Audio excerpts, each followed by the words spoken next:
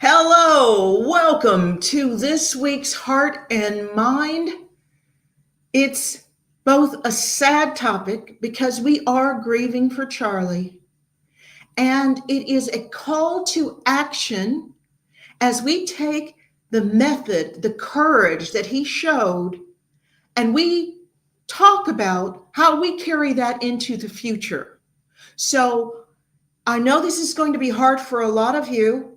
I have something that I don't usually bring for my shows, but I've cried so much. This is going to be emotional, and I want you all, whatever platform you're watching this show on, please sign in. Send me your questions, send me your comments as we honor Charlie Kirk and decide where we're going to go from here. Now, I have promised you, if this is your first time, please know I've promised you all no more boring Tuesdays. So I'm here live every Tuesday at 8 p.m. Eastern Time. Now, that's Eastern Time in the US.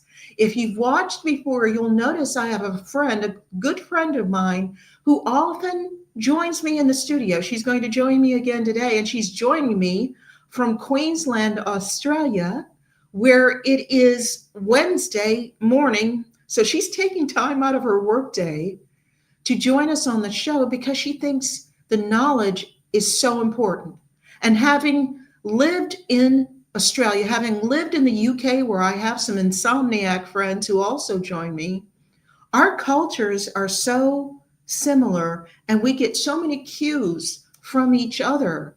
If you're in the US, you may not realize the English speaking world watches us and they emulate us in a lot of ways. So it's not just America that's impacted. And when we talk about Charlie today, the grief has been worldwide. Now, you can watch the show and you can tell other people, please tell other people to watch the show. You can watch it on Rumble, you can go on Daily Clout. I am live on my X feed. You can go to Naomi Wolf's X feed. It's also live. Facebook on the Daily Clout page or on Getter. Why do I keep insisting the show is so different? Because I'm a social psychologist. It's astounding. Most people don't know what a social psychologist is. It's a very new branch. It's sort of emerged between psychology and sociology, but not really. It's actually a field of its own. We study power dynamics, but we also look at the brain. We study how people learn, how they're influenced and persuaded, how they're manipulated and coerced, how they're indoctrinated and brainwashed. I take that information from the journals, from academia, and I show you how it's done so you can protect yourself and your loved ones from attempts at manipulation, social mass, they call it mass formation when it's for a whole group, that are continuing to go on all the time. If you want to know a good example of mass formation and influence and manipulation, look at what happened and the propaganda that was circulated during the COVID. I wouldn't call it a pandemic because it really wasn't, but the COVID plandemic is how it's often referred. Please know, you need to know how they're doing it if you're going to protect yourself. So, protecting yourself. Knowledge is power if it's both acknowledged and used. That second part is important. You have to use it. Here's some knowledge that is crucial. Please go on Amazon and get your own copy of the Pfizer papers. This contains information that has been interpreted for the mass public, that's you and me if you're not a physician, that took years to actually put together by an expert team led by Dr. Naomi Wolf. Buying a book, it actually supports Daily Clout and their work bringing knowledge to the public, but it also protects you and your family. This information is crucial, and Pfizer knows it. They went to court. to try to keep this hidden for 75 years. And they were not successful, thank goodness. But then they just tried to overwhelm people with paperwork. And Naomi Wolf, Amy Kelly, and the entire team digested it for you. Please get your own copy, especially if you find today's show useful at all. That's a good way to say thank you, as well as please share the knowledge that this show exists with other people. Now, today's topic. Ooh, tough one. Today, we're talking about and honoring Charlie Kirk, this courageous, brilliant young man who did something that others did not have the courage to do. And we're going to talk about that a little later. Going to people who'd been indoctrinated to see him as the enemy and using not only facts, but patience, kindness, a lack of judgmentalism to inform them where they'd been led astray and changing minds and hearts. And for that, his thank you was to have him brutally murdered in front of a crowd of people that included his beautiful wife, Erica, and his two lovely children. I don't know about you. I felt like I'd been sucker punched when I saw what happened to Charlie. It was like somebody had just arbitrarily walked past me and just hit me in the stomach. I know the rest of you felt it too, but today we're going to honor him not only by talking about what he did, but he would want us to continue his work. He wouldn't want these negative people, these people with issues, to stop his work. He thought it was important enough to put himself at risk every day. So I hope it's important enough for you to stay with us as we go through and honor Charlie Kirk. Ever wonder why your brain feels foggy even when you're eating clean and exercising? It may not be burnout, it could be parasites. Groundbreaking research from Dr. Alan McDonald revealed a direct link between chronic parasitic infections and neurological diseases like multiple sclerosis. Parasites can cause inflammation, nerve damage, and long-term cognitive decline. More reason to do a full body cleanse at least once a year. The wellness company has a solution for you. Ivermectin plus menbendazole, the gold standard parasite solution, now combined in one cleanse combo, designed to eliminate harmful invaders and support your immune system naturally. Medical grade, not some trendy herbal gimmicks. Fill out a quick intake form and get a 3-month supply shipped straight to your door. Maha is officially here, and the wellness company is making hard-to-get medications digitally accessible so you can live your best life. Head to dailyclout.health and use the code dailyclout to save $60 off plus free shipping on all orders. Cleanse your body today.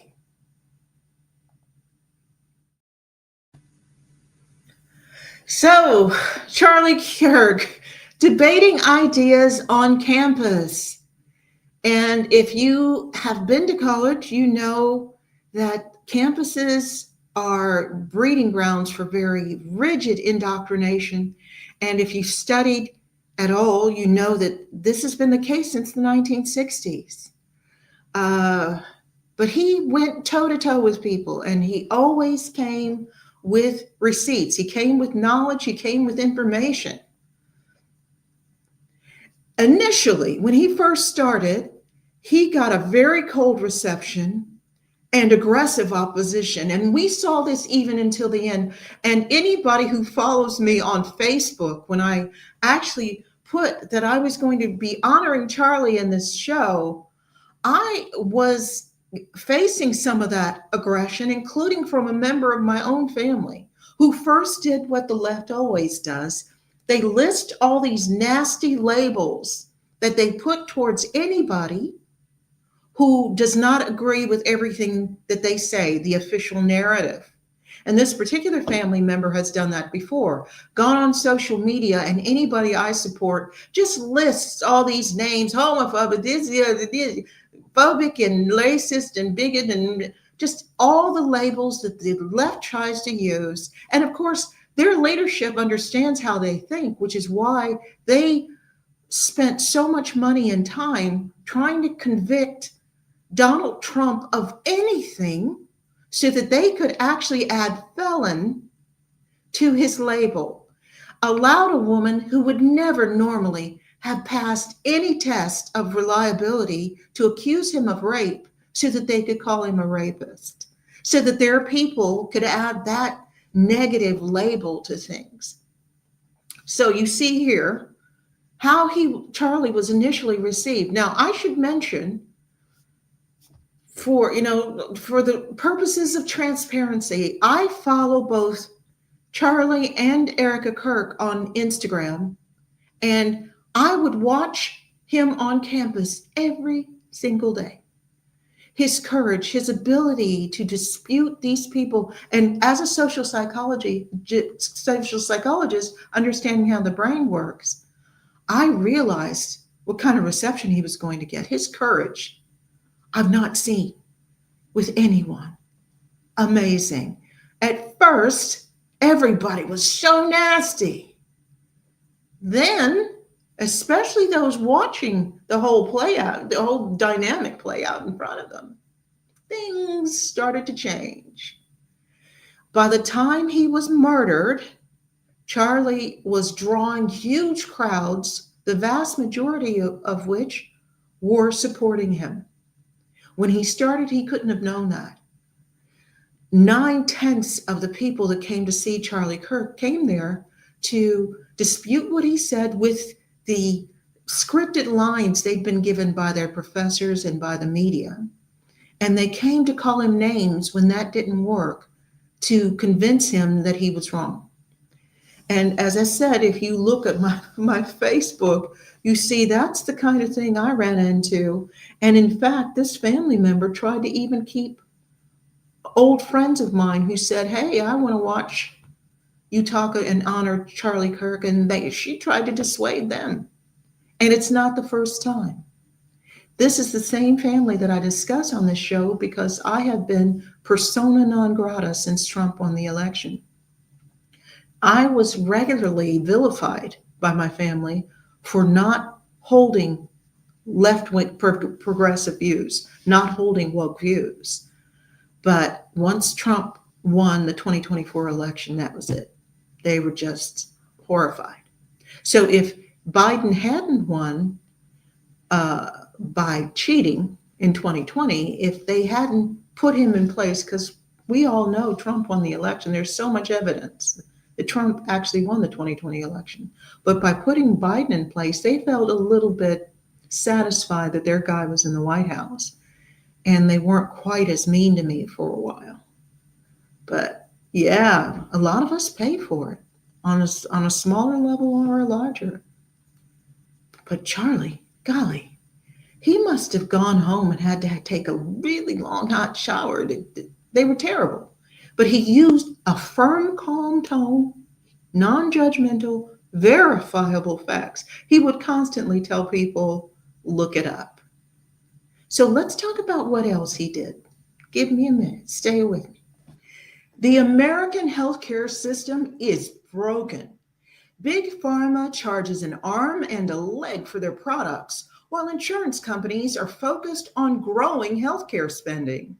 So I'm always researching ways to take care of myself naturally. And one of the most overlooked factors is improving your blood flow. That means more oxygen and nutrients to your brain, heart, muscles, and even places that need a little extra help as you age. I use Blood Flow 7 from Juvenon. It works by boosting nitric oxide levels 230% and opening arteries up to 62% to improve blood flow. With just one dose a day, just 2 capsules with or without food. It's helped improve my stamina, energy, focus, and supports my heart health, all without caffeine or stimulants. It's doctor formulated, scientifically backed, with premium and natural ingredients. Look, I wouldn't share it if it didn't work for me. Go to www.bloodflow7.com/daily clout, or just click the link in the description below the video to learn more today.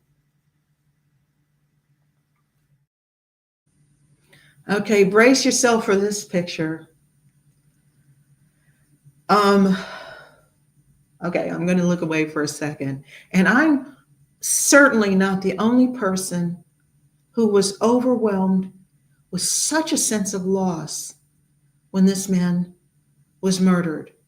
I could do an entire show just on the vigils, candlelight vigils, prayer sessions held around the world honoring Charlie. Let me just show you a few. Here's one in Beverly Hills.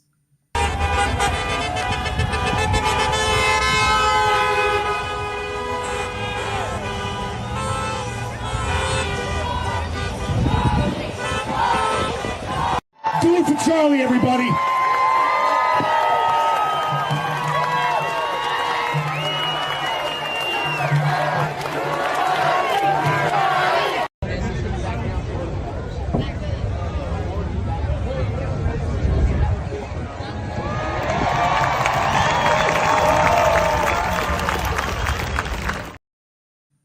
And we even have Canada.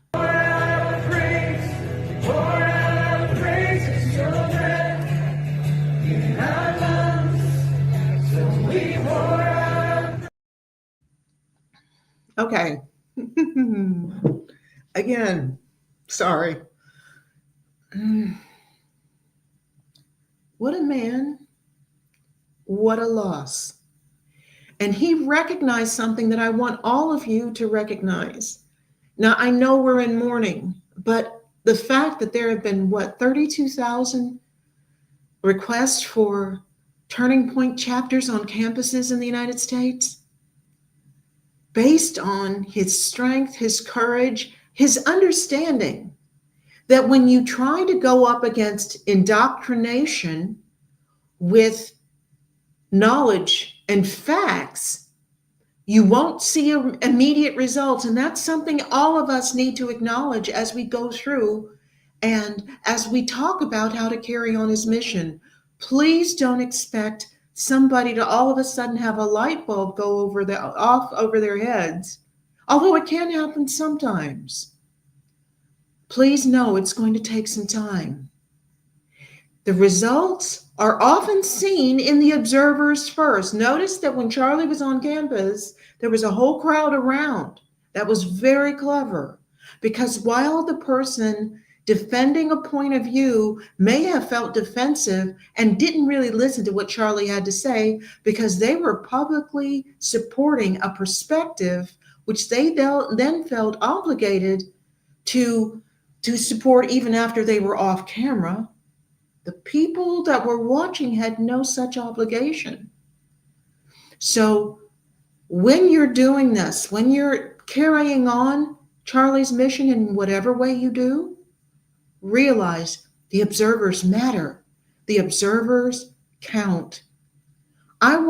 Just take a second and think about, I'm going to be very specific. You know, I'm very solution focused if you've watched me before. We're going to talk specifically how to do this so that you, whomever you are, can carry on Charlie's mission, which is the real way of honoring him. Okay? We're going to talk about that. I want you to think about, are there any places in your life when you've passively accepted values that go against what you believe to be true, and that you now feel emboldened by Charlie's sacrifice to step up? I want you to think about it for a second. What if I told you one of the most studied supplements in the world, creatine, isn't just for bodybuilders or men at the gym. That's one of the biggest myths out there. The truth is, creatine is incredibly beneficial for women, and you don't even have to exercise to feel the effects. Here's why. Creatine helps your body produce quick energy. Yes, it supports lean muscle strength and recovery if you do work out. But research also shows it boosts brain health, improves memory, reduces mental fatigue, and even supports bone strength. That means better energy for your day, sharper thinking, and stronger aging, whether or not you ever step into the gym. And no, creatine will not make you bulky. That's another myth. What it will do is help you feel stronger, more energized, and more resilient in your everyday life. So if you've written off creatine as a guy thing, it's time to rethink it. Your body and your brain may thank you. If you'd like to learn more about how creatine works and why it's such a game changer for women, check out this short article at getnativecreatine.com/dailycloud. That site again is getnativecreatine.com/dailycloud. So, have you thought about it? Are you thinking about where you can actually stand up and you don't have, you notice that Charlie wasn't aggressive. He just used facts. And the warmth of his smile, his Christianity shone around him like a halo. Even, and I want to tell you too, if you feel, I had a lot of people say, well, I didn't agree with a lot of what he said. That's okay. You may not agree with a lot of what I say. That's okay. But if we listen to each other, if we talk to each other, that is where it counts. No one on this side of the aisle expects you to be a minion where you just parrot back everything you're told without using your mind or adapting things according to your own values. Nobody on this side expects that. But we need to continue to push to take this, what I believe, very dangerous indoctrination out of our society. And before we go, continue, I should also mention, I could have a whole show just showing all of the vigils and all of the ceremonies honoring Charlie Kirk. They were around the world, huge numbers of people. Wow, what a legacy. Now, since I'm a social psychologist, I think it's worthwhile for me to explain why that indoctrination is so effective. Now, part of what they use is classic conditioning, where they accompany you saluting what they say with a reward. That's easy.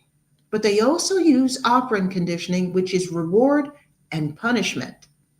Operant conditioning includes storytelling, music, confirming info from your favorite musician or celebrity, having your professor or your teacher say something, seeing our leadership. All of that is part of the mechanism used to indoctrinate. So we have to get our fine little fingers into all of those pies. We cannot remove the indoctrination simply by finding a venue where we can state facts. It will take too long and it will be too vulnerable. The person will be too vulnerable after they leave that venue to these methods. Indoctrination uses multiple contexts. It relies a lot on social approval and role models. These are all really powerful tools. It requires the arousal of emotions and a primal drives to embed beliefs. Well, I would argue we need to use the arousal of emotions we have right now about the murder of Charlie Kirk to start undoing some of the left progressive indoctrination that has captured the minds and hearts of so many people. And if you have multiple contexts where you have this information, same message, scripted message, and with a subtle message, remember it's reward and punishment, where anybody who questions is punished. Our brains is designed to adapt under these conditions without asking our permission. So even if you're really smart, even if you're well educated, unless you shield yourself, something I talk about how to do on this show, you are going to be subject to the indoctrination methods. Think about that for a second. Take your pride out. I am just as subject as anybody else, and I've got a doctorate in this, and I've been at it for more than 20 years. I still have to be careful because I know how powerful the propaganda and the influence mechanisms that are used to indoctrinate us to accept left progressive values. I know how powerful they are. But we're going to fight against this. And as I said, if you are revved up and want to honor Charlie and emulate Charlie, let that feed your enthusiasm, your resilience, your courage, because you are going to face some opposition. Now, I'm going to have one more little break. And then when I come back, my friend Melinda is going to join us from Australia. If you're like me and you're getting to that age where your body just hurts all the time, then listen up. Don't reach for another painkiller until you learn about this little known turmeric hack for pain and inflammation. You've probably already heard about turmeric being used to fight inflammation and joint pain. But here's the thing, not all turmeric is created equal. Regular turmeric powder in your pantry may help a little, but a leading pain doctor from Connecticut discovered a special turmeric extract that is 200 times more powerful than what you'd find in standard turmeric. And when he shared this turmeric hack with his patients, the results were amazing. This turmeric extract attacks pain at the source, turning it off like a light switch so that pain not only goes away, it stays away. Dr. Josh, the brains behind it all, has spent over 20 years helping hundreds of thousands of Americans finally break free from constant aches and stiffness. And his turmeric hack has been the backbone of their success. Say goodbye to expensive surgeries, pain injections, or ineffective over-the-counter medications, and say hello to pain-free living. This is incredible stuff. Once I started taking it on a regular basis, I really noticed a difference. But again, you can't just use any old turmeric. So if you want to learn more about Dr. Josh, his turmeric hack, and the exact method for how to use it in your daily routine, just go to goldenrevive.com/dailyclap. The link is right below this video in the description. Just click it and start your journey towards a pain-free, healthier life. So, one thing I want to mention before I bring Melinda on, who I thank for joining us in the middle of a workday.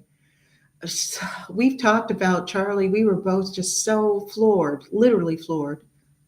Now realize when you actually talk to people and bring facts to their indoctrination, their resistance is not just from stubbornness. Some of it may be, because it's embarrassing for a lot of people to admit they were wrong. Some of that opposition is because when you have been indoctrinated, coming across oppositional materials actually causes cognitive dissonance. Cognitive dissonance, as most of you know, is a deep discomfort when you run up against something that says something that a belief that you hold dear, something you believe to be true with a capital T, may not be. And some of that discomfort can actually be physical. It can actually cause people to feel like a cramp in their stomach, or it can give them a headache. I know people that have said when they came across the material, it gave them a headache, or it can make them really emotional. When I came across information, I reached the tipping point and realized the indoctrination about feminism that I'd been taught, saying that gender is just a social construct. I'd repeated it so many times, I'd said it so vehemently in my life. I finally came across the tipping point of information and realized that just wasn't true. I cried. I was very emotional.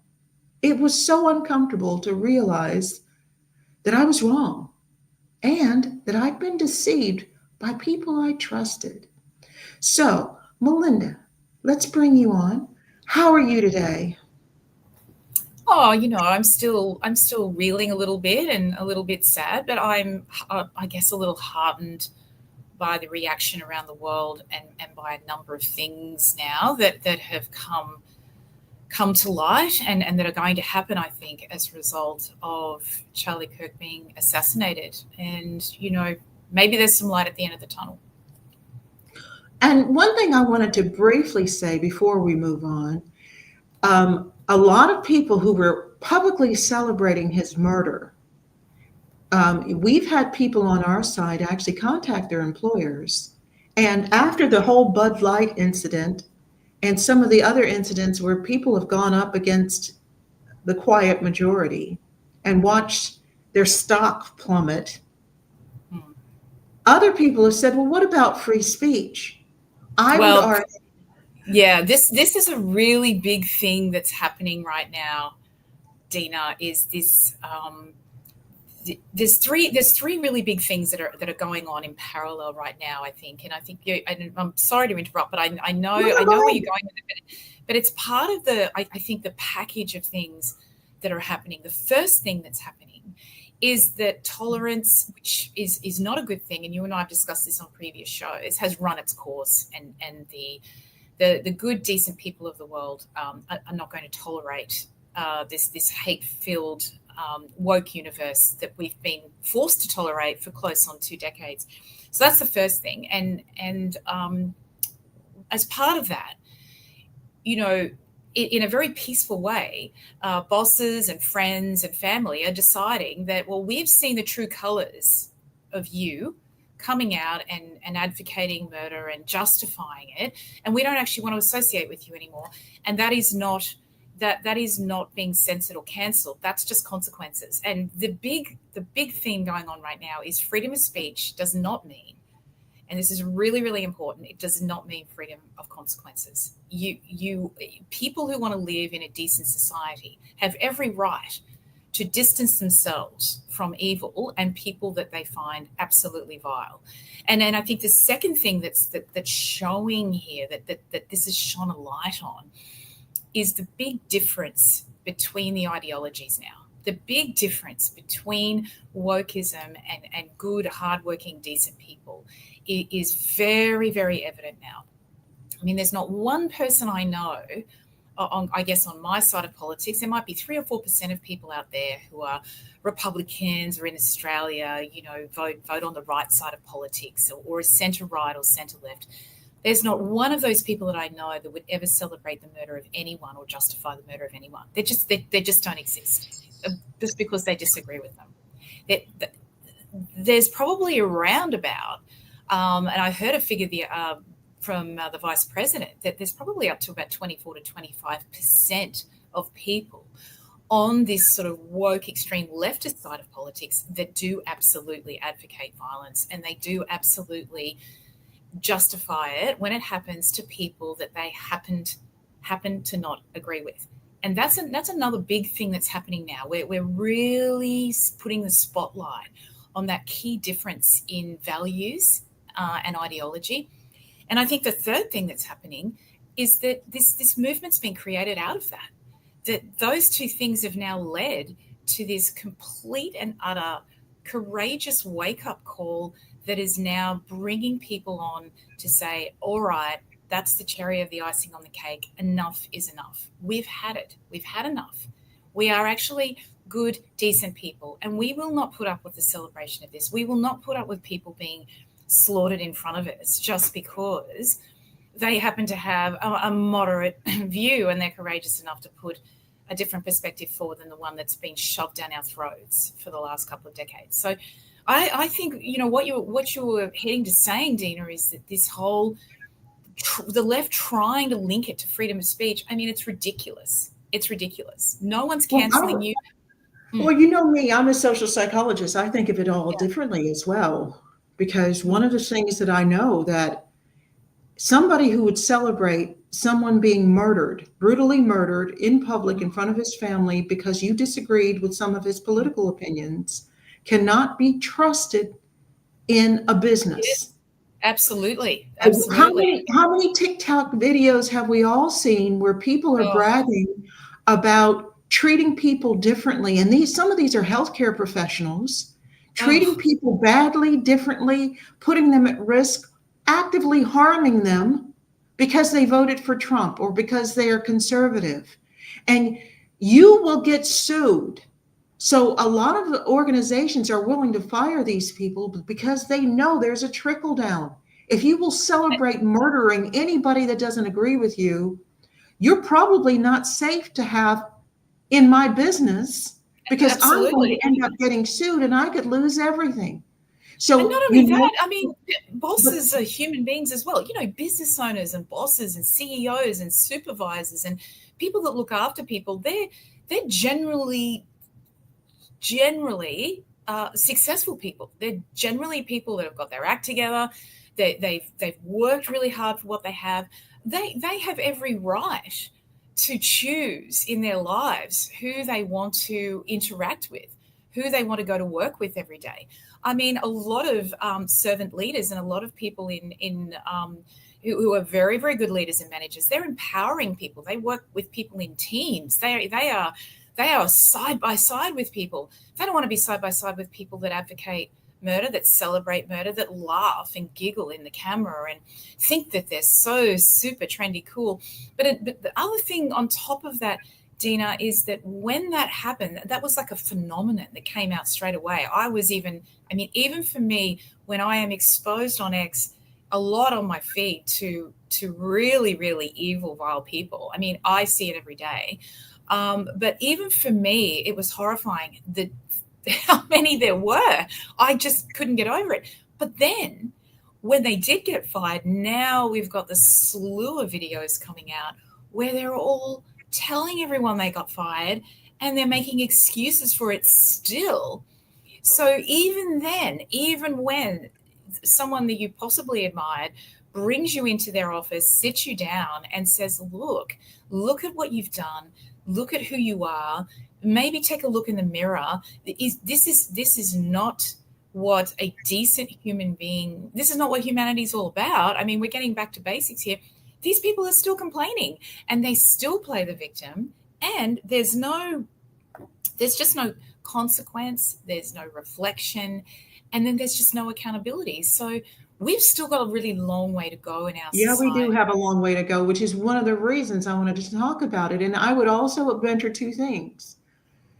A lot of people call for these people to be fired because if you looked at what happened with Hurricane Helene, where a manager at FEMA went on a talk show and admitted that she had advised people that they were free to skip offering assistance to families in a hurricane if they had a Trump sign in their yard. I remember that. That was just it's just so horrendous. It's like, I know, but I've seen this also with healthcare people saying that they changed medical records on people because they had a MAGA hat on. We've seen people get thrown off planes because the person has on a hat and they're just like, I don't want to sit next to this person. So you're seeing real discrimination that makes the company liable. But I wanted to also quickly mention a point. Notice that our side of politics is not calling for these people to be arrested, not unless they actually destroy property or attack someone. We are not calling for them to be arrested for their opinions, unlike them. They would love it if we have to show there are consequences for buying into that extremism. And yeah, we have work to do. So let's just go a little further. because I want to actually explain to all of my revved up audience that, again, this is all about honoring Charlie and Charlie's mission and awakening somebody from indoctrination. Oh, by the way, Melinda, before I forget, I also, an audience, I wanted to mention, I saw something on X this morning before the show that said there are some left-wing woke companies that are actually reaching out to those people who've been fired and want to hire them. Wow, good luck to them. Oh, Let's wow. see how many sales they make. Well, also, I mean, again, this is that's liability. This lack of accountability and awareness, this complete and utter disconnect between, decent, good humanity and this kind of demonic side of people that can be happy to see someone get slaughtered. I mean, it's like a piece of people's souls have been indoctrinated out of them or something. I mean, I don't know what's happening in their life. It's brutal. It's brutal. And I've been talking about it and paying for it for more than 20 years. Yes. But as I became a social psychologist and was taught 3 things that mattered. Number 1, influence mechanisms. How do you influence people? And I was also taught flow out. If you do something, what is the impact? It's like throwing a stone in a pond. What is the impact? What is the flow out from that action? So even if your intentions are good, what you have to pay attention, what are the flow out actions that result from me doing whatever it is? And also flow on. What comes next, and where does it lead? And having all that knowledge in my brain, I saw the danger of left progressive ideology more than 20 years ago and started standing up against it. And I've mentioned on this show before, for all you newbies, how many hundreds of thousands of dollars in contracts I've lost for not being woke, for not joining in the laughter when people start meetings by making insulting comments about Trump and Trump supporters. Yeah. Even just not joining in was seen as betrayal. And I've literally lost contracts or not been hired. Or, as I mentioned, when I worked on a contract for Queensland government, I was discriminated against enough that when I spoke to an attorney who's a friend of mine about something totally separate, and I mentioned what I was going through, she mentioned I had enough for a legal case and I would win. That's how badly I was treated, because they hired me looking at me, expecting me to be left wing. And when they found out I wasn't, they weren't just disappointed, they became very vindictive. And I think this punishment and the discrimination and punishment because of your values and beliefs, I mean, that is what they do the best. They are the name calling, the punishment, the vitriol, and I suppose on our side of the fence, it's been all about trying to be not judgmental, trying to be patient, exactly like what Charlie Kirk used to do, trying to actually accept and listen to their side and sort of. But I listened to their side as well for 15 years and decided that it was debauched, and also it was something that at a really, really basic level between good and bad, between good and evil. The distinguishing part of this was getting wider and wider and wider. And it was becoming more and more and more extreme, where we had to accept more and more and more horrible things in our society, like men in women's bathrooms and women's sports, children being groomed and sexualized. I mean, these are not values that we would have ever accepted 20 or 30 years ago. So you see these things, and the discrimination that you experienced is not something that people on our side of the fence ever did. And if they did, it was a very, very small proportion of people. And I'm not saying that people on the right side of politics are all that aren't at fault. Of course, there's extremes on both sides, but it is definitely more one side than the other in terms of what is currently very bad and very wrong in our society. And we know this now for a fact because of what's happened in the last week. We know it. We can see it. It's out there for it's presented to us on a silver platter. It's horrifying, but at least we know. And that's a big reason, and you and I have talked about this, that's a big reason why we never want these people censored. We want these people to be. I want to know who you are. My mother used to say Absolutely. when we were growing up, my mother used to say that she was in many ways more comfortable in the South than in the North, because in the South, if someone did not like Black people, they were not willing to pretend.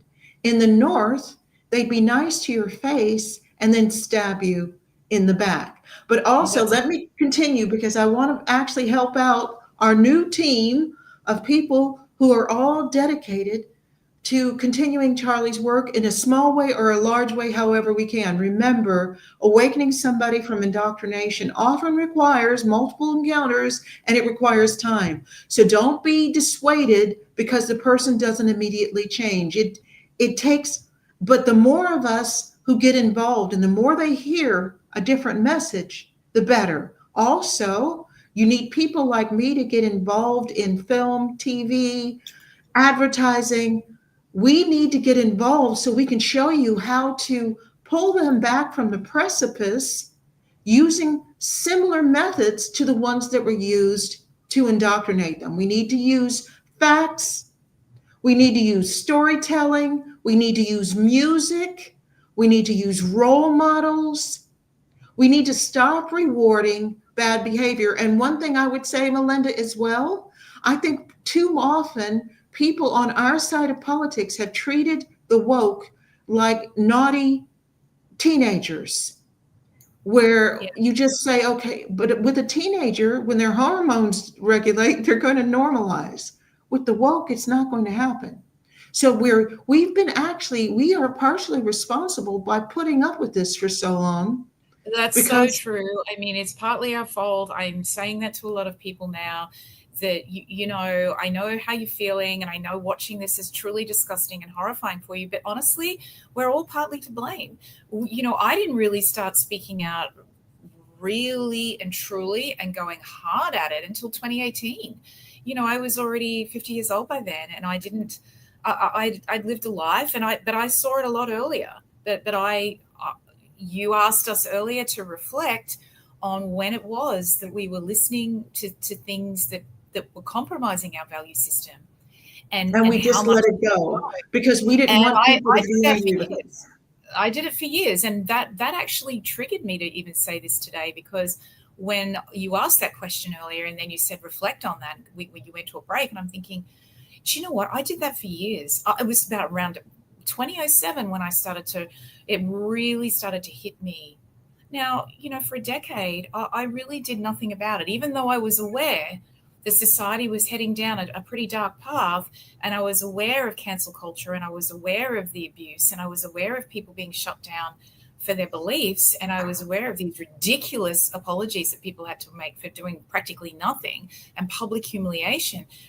But still, I wasn't courageous enough and probably strong enough at that time, or maybe I was too busy, who knows? But I've got to take responsibility for that, because I knew what was happening. Well, it's also this, that we have been facing decades of negative behaviors, values, lifestyles, principles that have, if anybody bothers to look, we can see the destruction. But we have been taught it's that we will pay a high price for drawing attention, you know, to the fact the emperor has no clothes.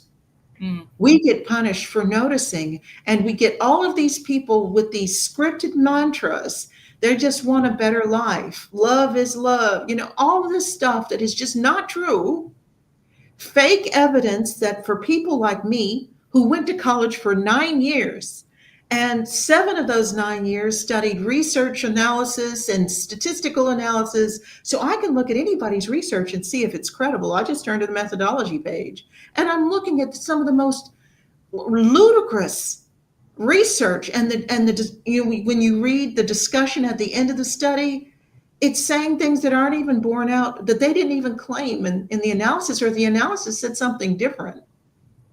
These are the people getting funded. These are the people getting hired. We need to fight back. So if any of you are in a position of influence. You need to start hiring people like me who have been on the outs simply because I decided a while ago I was going to go facts, not feelings, even when it was my own group that was suffering. We need to have a show where we talk about what's going on with the Black community, because I pay a high price for acknowledging this, because I know we can't fix it if we don't admit it's broken. Yeah. So back to Charlie. Why did you ever ask yourself, why were these students so clueless? I mean, they didn't know basic facts about the country, about the Constitution. They didn't know, some of them didn't even know who George Washington was. And these people are in No. college. What kind of university education is that? Let me tell you, it's not accidental. Here's something, cue the creepy music, okay? It's not accidental. It's a key aspect of the strategy. Because what you do is this: if you're trying to indoctrinate someone, you stir their emotions, or you trigger the primal drives, the anger, desire, wanting to belong to the group. That's a really primal drive for most of us. Wanting to be accepted, love, you somebody that you care for or admire, you stir it, you rev it up, and you do that on purpose, knowing that when those parts of the brain, this is why my training always includes a very accessible, fun aspect at the beginning where I show people how our brains work. Because without understanding that, you can still be indoctrinated, and I make it accessible so I can teach it to 13-year-olds. But when you are in a heightened state, your logic, your ration, your reasoning, your problem solving go into sleep mode. So those other parts of the brain are wide open, and you can fill them with just whatever you want to be there.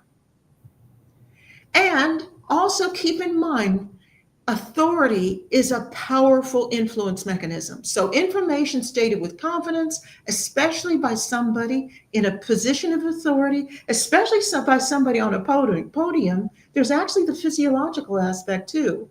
As with our parents, when you're physically looking up at someone, it gives them some authority over you. So you have somebody on a podium, on a stage, and they're saying something with full confidence, and they have data to support them, and you don't know how to interpret whether that data is genuine or not, if it's rigorous or not.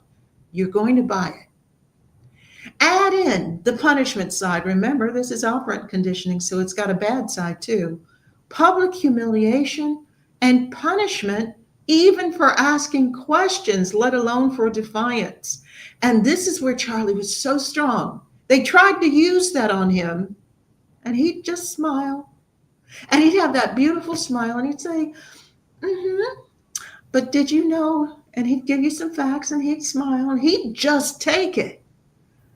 Oh my God, that man. Oh, this is why I watched him every day. I cried like I knew him personally. Oh my God. He did teach people, he really taught people the art of listening and the art of the debate and the art of actually presenting things, not just in a logical way, but also a really respectful way. Could you imagine being that guy a few years ago when he was starting to get onto campuses and he was starting to sort of front up to students, even a year ago? I mean, knowing that you're about to walk into hostile territory, knowing that you're about to have people who are going to try and own you in front of hundreds or sometimes thousands of other people, and you were so confident and courageous in your own self, and your beautiful Christian beliefs were able to anchor you to a point of kindness, no judgment, listening, caring, and also presenting the other side and hoping that the other people will just not just listen, but they will truly understand what he's talking about and take them on a journey so they're not humiliated. I mean, that there was an art form to that I just never saw done as well as what he did. It was. Well, I can be honest. I face a lot of open opposition when I come up with things because I use facts to counter indoctrination. And also, if you look at the programs I have, especially my Unmasking the Abuser program, my Healing the Rift program, facts, not feelings. Now, Healing the Rift is designed to get people to find the common thread and to unify, but I would not have been able to clearly identify the tactics, the specific tactics used by abusers to lure in and trap their partners if I weren't able to face up to uncomfortable truths. And Yes. I get people trying to dispute what I do, but unlike Charlie, those people who are my old friends from Facebook who know me, who know how tall I am, most people don't call me names to my face. They think I'm not going to stand there and take it. Well, I look how tall Charlie was. He was 6'6", and they told him F you, this, that. Oh my God. And he stood there and took, may God bless that man. Oh. And I, we are being taught a really big lesson here, all of us. I mean, we've all, and I've done it in the last few days, reflected on how long it took me to speak out. I've only been speaking out strongly for about 7 years. How long even though when I observed a lot of things, what I could definitely have done better on a couple of interactions. And, if you use this time as a reflection as well as mourning, I think that his legacy lives on. It lives on through all of us. And now there's a bunch of people coming out who have also clearly reflected, clearly understood where, their strengths and weaknesses are. And they're going, I am Charlie Kirk. I am Charlie Kirk. Like this whole other group of people, not only saying that they're dusting off their Bibles in their houses, and there's thousands of those as well, but people coming out and looking in the camera and going, I am Charlie Kirk, because I am a person that wants to be better at listening, being a little bit less judgmental, but also using facts over feelings, as you said. And it's a good... And also being firm in your beliefs. One of the things that people try to do, and as I said, and if you watch Charlie over time, some of his beliefs changed because, like all of us, he'd been indoctrinated too. I mean, he was only 31, so all of his life, woke beliefs had dominated. And a lot of us, until we start on this journey, don't realize how much we've actually taken in. And so as somebody who stood back for years and looked at this, I would say I'm probably more conservative than he is, because of my social psychology, because of me taking time out to say what works and what doesn't, what's positive, what's not, what's good, what's bad, above and beyond my Christianity, of which I have always been very proud. Now, one of the things I want to help the crowd, the audience, so let's go through a little bit of this, realize that a lot of the stuff that we're going through, this social activism instead of critical thinking at universities, that's been going on since the 1960s. I've mentioned before, I had to replace one of my dissertation advisors because she didn't want me to look at the harmful effects, the interpersonal harmful effects of being a lifelong welfare recipient. And I was able to easily find dramatic, not just statistically significant, but dramatic data showing this. She didn't want me to look, so I had to replace her. Because since the 60s, that social activism, one of my closest friends, my left friend that I talk about a lot because I love her dearly, and she's still willing to be friends with me, even though her side tells her she's not supposed to. Oh, by the way, Melinda and audience, the difference is 1%, I would say approximately 1% of the right is very extreme, but the extreme part of the left is 25% or more. Yeah, definitely. So it is hugely different. Okay, so what's the result of all that indoctrination? What they've done is encouraged people to make their life's choices and make their decisions through emotion and their primal drives, not through intellect. So they whip them up into a frenzy. They get to make decisions. So when you make decisions that way, there's often no real credible foundation for what you're saying. So you have to force other people to go along because you can't use real credible evidence to support your cause. Psychological conditioning, where is it most effective? It's on women and groups who use emotion for the choices. That's my people.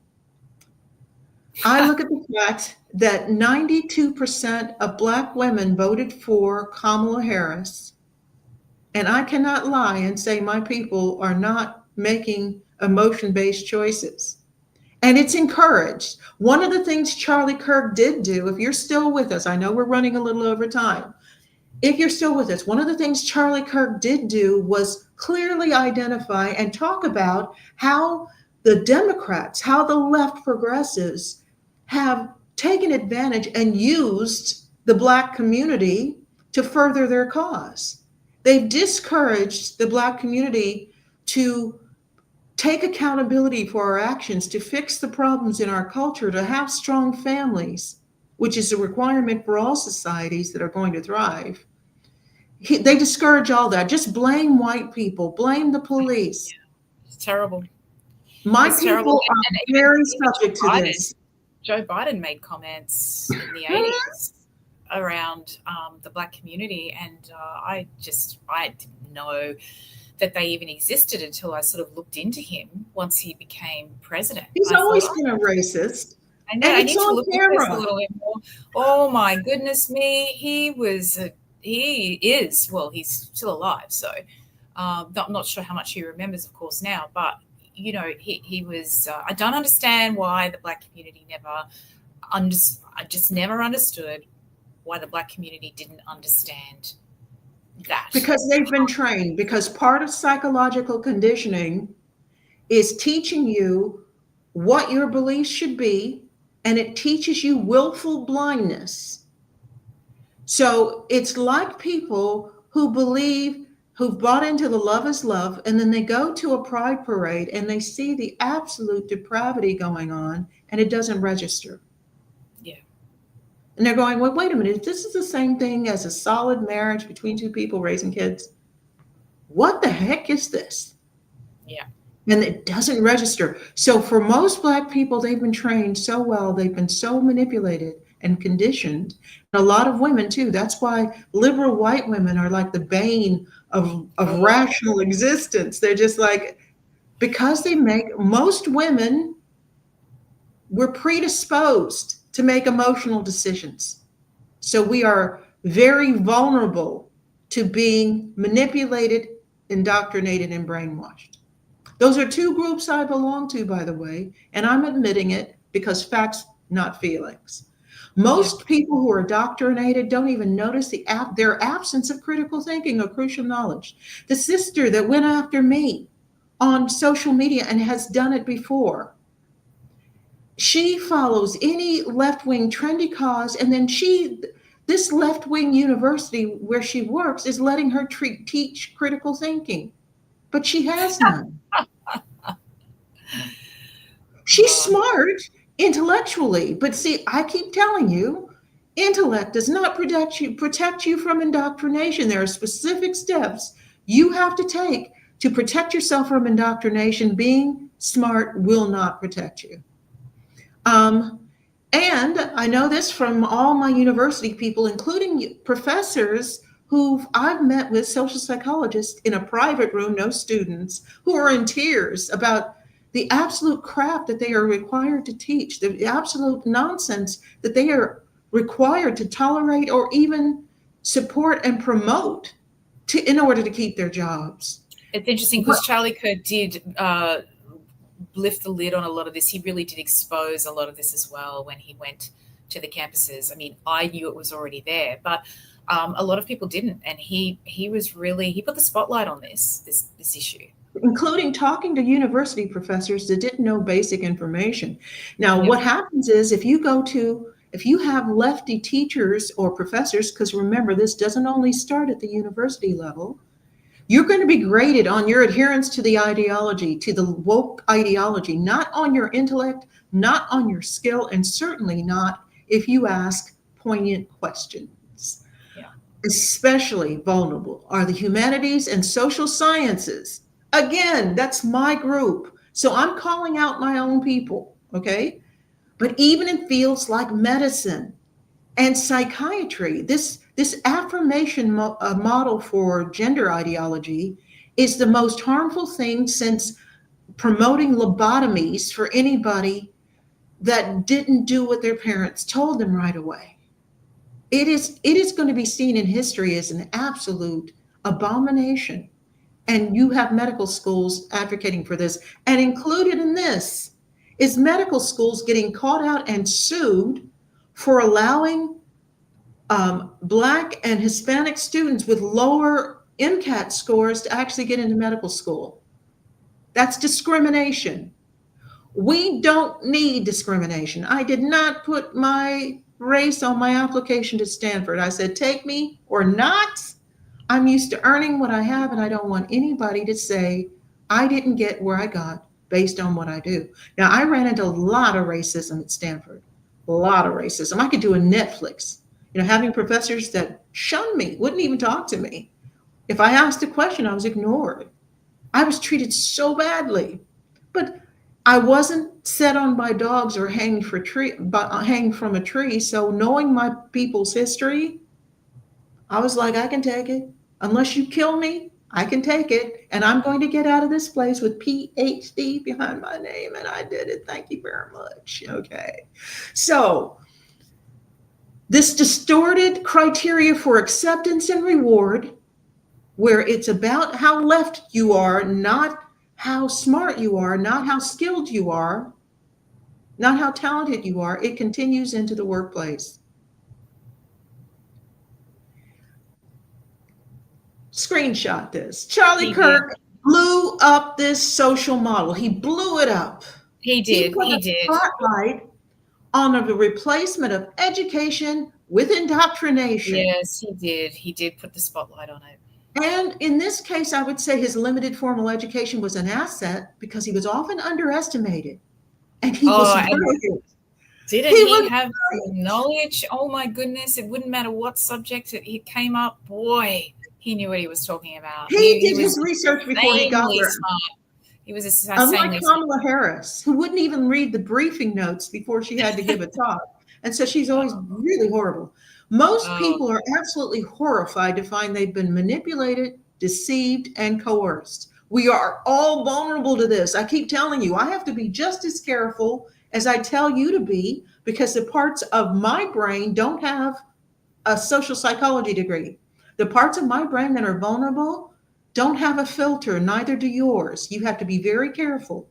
So people are horrified to find they've been manipulated and deceived. So Charlie's biggest successes were the people watching. And we have to keep replacing this harmful ideology with facts and credible evidence, the kind that stands up under scrutiny. We have to do everything like Charlie. We have to go out and engage in conversation and talk about things and actually have facts available to use to shrink woke's popularity. Wokeism is nowhere near as popular as they thought they were, which is why Trump won 3 elections in a row. And they kept saying, oh, he must have cheated. No, you guys cheat. It's why Gavin Newsom is governor of California. If the Democrats didn't cheat, and in a lot of places, they'd never win, which is why they were importing all those new people whom they were hoping to get an amnesty so they'd vote Democrat. It's the same thing Labor is doing in Australia. Yeah. Importing a bunch of people. I think if mainstream media sort of amplify the voice of the left and the woke, the extreme left and the wokeism, they amplify it. So you get this perception that it is bigger, and you get this kind of this. It's like a mirage, really, when you find that out now. And we're finding that out in the last at least the last 2 or 3 years, that you get over the last year, or even less than a year, since the Department of Government Efficiency went in and found out, Elon Musk's team found out how many billions of dollars were being funneled to organizations, NGOs, media companies, universities, including universities in Australia, funding people, funding celebrities, funding people to promote the left narrative, to make it seem like more people bought into it than was actually the case. So if you're going to fight against it, you have a thing. If you have a smartphone, you've got a place that has notes on your phone. Just find a place to keep some bits of information that have where the study can be found, so that if you go up toe to toe with somebody and they say this and you say that, they're always saying source. It's one of the things they've been taught to do. They say, so you give them a source. Now understand something. The heavily indoctrinated won't even look it up. They'll find an excuse why they can't read it. People have asked me for books. For all of you, I made a comment about I disagree with Charlie about the effects of racism, that it's not all somebody openly saying you can't do this. It's eye contact, smiles, whether they interrupt you or not, whether they ask questions or not, whether they invite you to think. It's a whole lot of stuff. There's a book called Biased by Jennifer Eberhardt. Biased. She's a professor at Stanford, and she has to pretend to be somewhat left-wing. She's a Black woman, has to pretend to be somewhat left-wing. But because the facts aren't there to support it, real information is in her book. It's made for mainstream people. Robert Cialdini's work, Influence, is made for regular people. Read these books, save portions with credible information. It all bears up under scrutiny. You as a regular person can still fight against this. But don't be surprised if they find some excuse to say, oh, I read that person, when he was in second grade, he went as a pumpkin on Halloween, so he can't be listened to. They'll come up with anything. We cannot be passive. We all know this now, right? And as I said, I know I'm running a bit over. We cannot oppose passively. The left is aggressive, violent, and willing to blatantly lie. So we can't just hope they'll outgrow it, because they are destroying our society. They're destroying our young people. They're destroying our kids. We cannot, and they're murdering people. 24 people died during the Black Lives Matter protests. And I've seen footage of groups of Black people just beating people up. We cannot accept that. We have to have a strict law and order platform, and we have to demonstrate the high price of violence, not only to current offenders, but to potential offenders. If we have to build more prisons, if we have to put prison islands out there, we have to do it. We cannot allow our lives to be impacted. These people's civil rights don't override our rights to not be victimized. So we have to be tough. Let's turn America into the beacon of hope it always promised. And I know you audience members, you're with me. We have to oppose all enemies, foreign and domestic, and accept no excuses from our leaders. Our Republican leadership now is so weak. Let's replace them all. Run me for office. I will run for office in any state, and I'll vote for you. Oh, I can't. I will win. Okay. If you have the influence to put me up there, I can win the election. I used to be married to a politician, so I know the ins and outs of politics. I know it's not just stepping in and just doing something. There are a lot of nuances you have to know. I know those. Run me for office. We have to accept no more excuses. Tell every Republican, you either step up or you're gone. Okay? Those who are weak must be replaced with vetted warriors for good. When Trump was there first time, he hired a few people, including a Black woman that I remember, and she was not vetted. And she was actually a plant by the left. And she did everything she could to undermine him. You have to vet people. And I will bear up under scrutiny, I promise. We have to take action. We have to place more of our people in positions of authority. Let's take our society back. Let's show what a really healthy, strong society looks like, because the rest of the English-speaking world is watching us, because they've been taken over by the globalists. They've been taken over by the Islamists. They've been taken over by people who do not want their cultures to thrive We are the only ones that went to the election and said, no, we're going to put somebody on our side in charge. Charlie is watching us. Sorry. I know, Let's right? let's That make him was, proud. Okay? that's, yeah, Let's make him proud. yeah. Now, if you have questions or comments, we really don't have time now, so just reach out to me. And this is my business. You can screenshot this if you want to hire me or find out about my training. But I would say I'm going to be doing online classes soon, so sign up for that too. But I would say the best way to get a hold of me, go to my site at Dr. Dina 1 on X and contact me. And Melinda, thank you. And thank you, audience, for being here. And thank you for coming with me as we honor Charlie Kirk, his life, his effort, and we devote ourselves to continuing his mission. I'll see you next Tuesday. Thank you. Thanks, Dina.